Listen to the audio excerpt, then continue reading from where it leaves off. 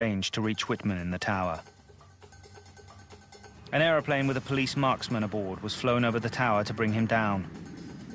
But as the plane approached, Whitman fired at it.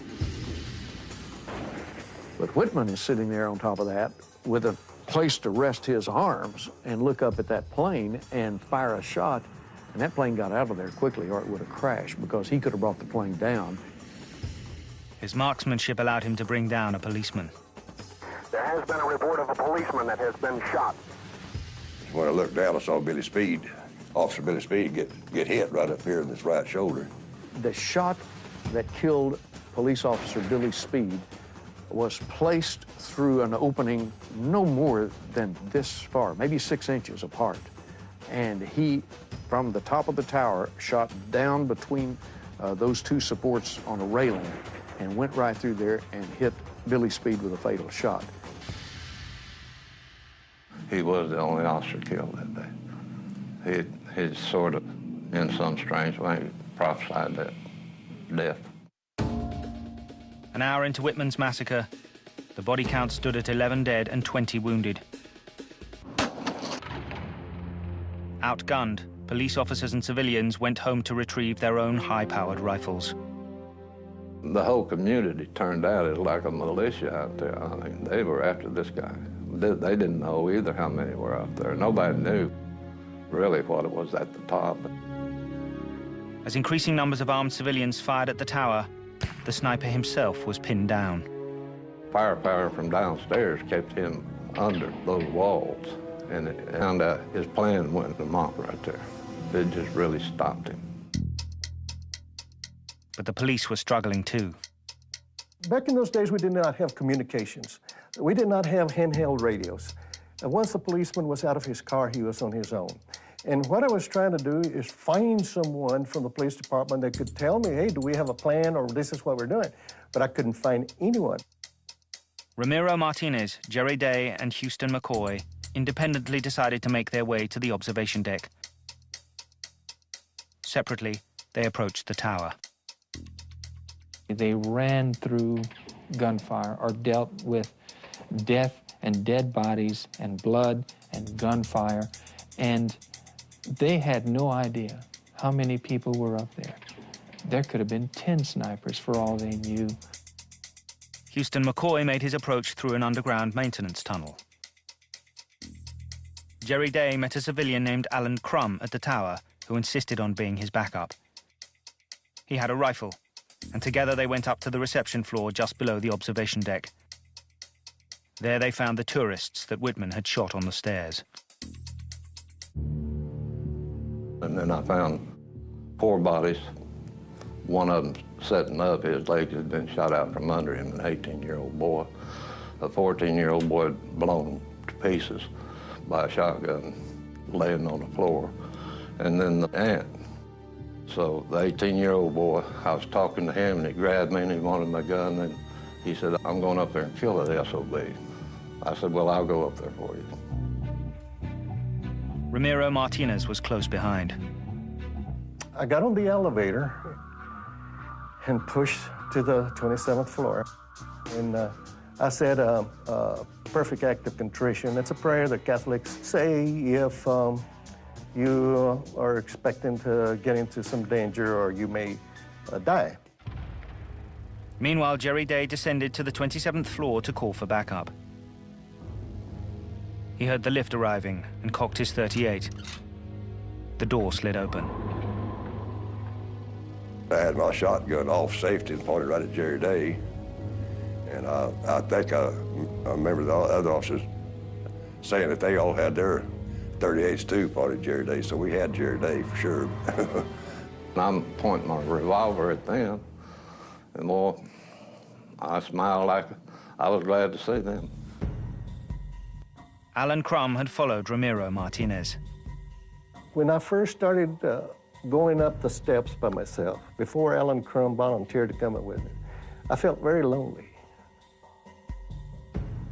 And I would have gone. I would have continued by myself. But I tell you what, that Alan Crum, when he volunteered to go with me, That was like the Rock of Gibraltar. They went up to the observation deck. Officer Martinez went outside, backed up by Houston McCoy, armed with a shotgun, and Alan Crum.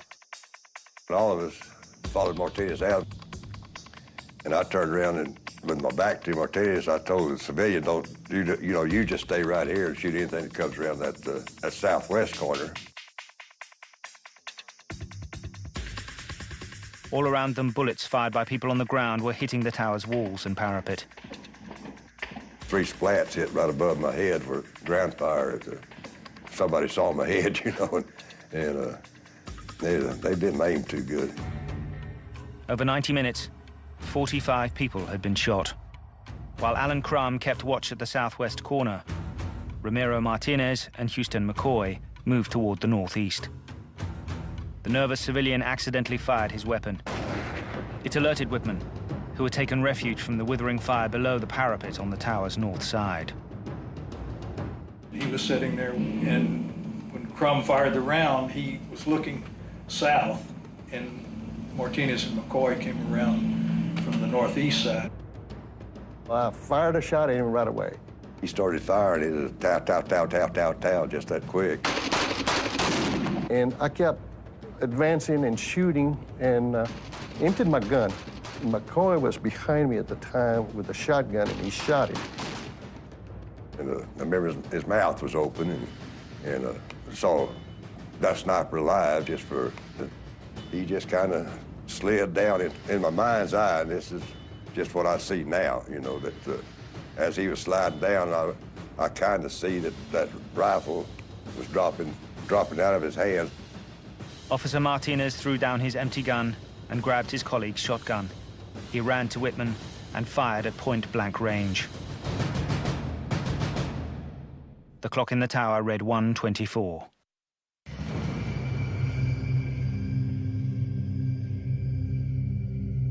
I was just being like a robot. But when I saw this dead guy, right then I became a human being again. I had fear. I could feel the heat. I could feel the strain. My adrenaline had stopped pumping. My knees just kind of buckled. My legs felt like rubber. And I said, I need to get the hell out of here. So I told Martinez, you go tell Jerry Day to call the Austin Police Department, have the Austin Police Department announce over the radios that it's all over. After that, Martinez run downstairs hollering, I got him, I got him, I got him. This is Neil Spells with the bulletin from the KTBC radio newsroom. The sniper is dead. It didn't seem like 90 minutes. It seemed like a few minutes, but then it seemed like 1,000 years. And it seemed like we were all in war. As word spread, people gathered silently beneath the tower. From out of nowhere, it just seemed like people came pouring in from everywhere. And we went about the business then of taking the bodies down.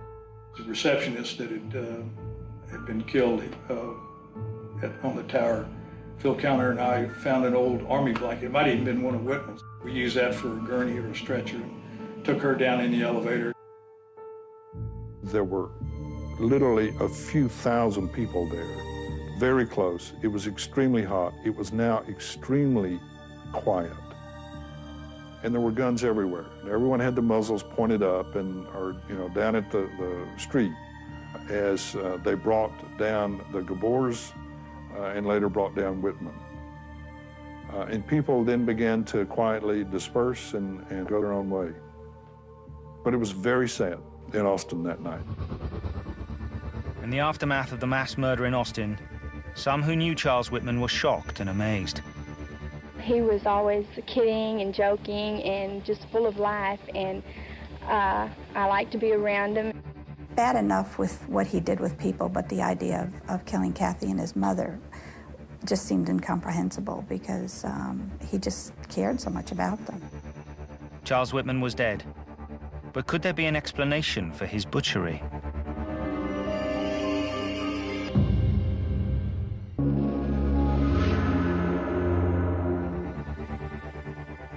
Officers from the Austin, Texas Police Department ended the 90-minute sniper massacre at the University of Texas. Once Charles Whitman was himself dead, people wanted to know why he had become a mass murderer. Attention focused on his father, Charles Whitman Sr. I only think the factor in this is his mental strain from his actual studying. He was trying to prove a point to himself, to his family, me, and his mother. And all of the microphones are in his face, and he says some very, very controversial things. I love guns. I'm a fanatic about guns, and I taught my children how to use guns. He's been hunting with me ever since he was a youngster, and he has his own rifles and everything else, and I taught him the use of them as well as the value of them. The investigation led police to more weapons in the former Marine sharpshooter's home. An amazing assortment of rifles, shotguns, pistols, knives. They also found the self-regarding writings of Charles Whitman. I wonder if I will ever taste the sweet honey of success for myself and my loved ones. As I look back over my past few adult years, they seem so wasted. Will I ever accomplish anything I set forth to do? At the top of one page, he had written, "I never could make it. These thoughts are too much for me." It was dated the day of the massacre. In one of his lengthy notes, Whitman asked that an autopsy be carried out. He was convinced that something was physically wrong with him. As it turned out, he was right. Pathologists discovered that he had a brain tumor. It was determined that he had a glioblastoma multiforme, which is a later stage, virulent, aggressive, malignant tumor. And they said that that tumor was adjacent and involving a structure called the amygdala. And it's not uncommon for people with tumors of the amygdala to have rage episodes or rage attacks. One of the symptoms of this type of tumor is hypergraphia, an uncontrollable urge to write. I don't quite know what compels me to write this letter. I don't really understand myself these days. He felt very strongly that he just had to write. And although it may have been incriminating, he couldn't control it. He just had to put it on paper. The final death toll for Charles Whitman's murderous spree is 16 dead and 32 wounded. The 16th victim, David Gunby, died in 2001 of complications from a wound inflicted on August 1st, 1966. But the victims weren't all in Austin. Something in America changed that day. What he did changed a lot of things in this country. I think it really did take away our sense of safety in public places. I think Charles Whitman's legacy is that he left us with a sense of place that was no longer private and safe, that we always have to kind of look around a little bit. And that's a horrible legacy to have left behind. On the University of Texas campus, there is a memorial garden dedicated to the victims. However, for Frederick Preece, the clock tower remains a potent symbol. It's kind of served as a marker in my life that when things haven't gone so well for me, I start saying, well, buck up. If you'd been standing a few feet to your right, you probably would have been shot that day and you wouldn't be alive, so come on, make the best of it, you know. For the men who stopped Whitman that day, it is impossible to forget. It never goes away. It's implanted in your mind, and it surfaces. But it's only a thought now. Whitman's spirit still lives there. In effect, he might have gotten what he wanted. So after I'm gone, people are going to forget me, but when they go around the University of Texas Tower, they'll say Charles Whitman. So his name will live on. And that's sad to see.